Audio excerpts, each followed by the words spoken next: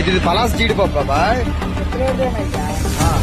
బాబు ఇది బాగా వేయించిన జీడిపప్పు అని చెప్పి బాగా దెబ్బేస్తాడండి. లాస్ట్ వరకు చూడండి మీకు అర్థమవుతుంది. మేము బండి కష్టాలు ఎవరు పడకండి. ఈ రాయపూర్ 50 కిలోమీటర్ రాకండి.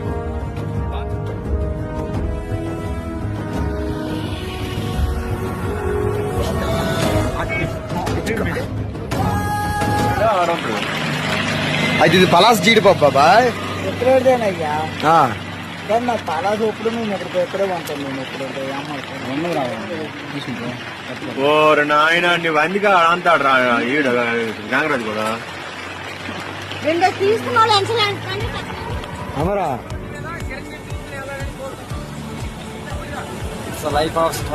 తెలిసిన దారి వదిలేసి తెలియని దారి అంటే మా డాడీ తీసుకొచ్చాడు. కానీ మేము పడిన నరకం మీరు పడకండి. రోడ్ చేంజ్ అయింది, దోవలు తీరిపోతుంది. ఇదంతా ఈ రోడ్లు ఈ కొండలని జగాల్సి వస్తారు. ఆడ అదే రాయపూర్ అవసరమా ఎందుకు చెప్పు ఇదంతా మాకు నచ్చట్లేదు అసలు. తిరిగి అయిపోతున్నాయి రా బాబు. డాడీ ఆ రాయపూర్ టు విశాఖపట్నం రోడ్డు వరకు జరుగుతుంది డాడీ అంటే, లేదు డాడీ జరిగిపోయిందని చెప్పాడు.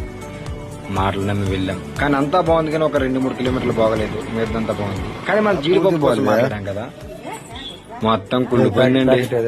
ఇంట్లో అందరూ తిట్లు. చూడండి మా అక్క ఏమంటుందో. ఏడు బాగుంది తిట్టు వస్తారా ఆయన. అస్సలు ఏం బాగోలేదు. చూడండి పూర్తిగా ప్యాకెట్ లో కనీసం 10 పలుకులు కూడా బాగోలేదండి.